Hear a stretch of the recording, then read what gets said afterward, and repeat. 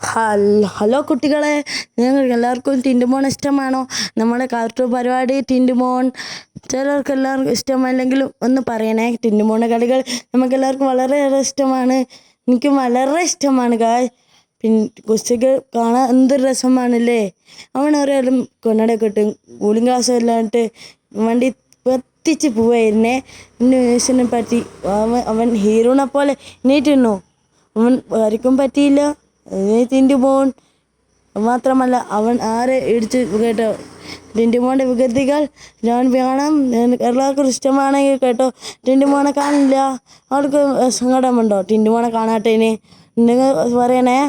Like, share, subscribe.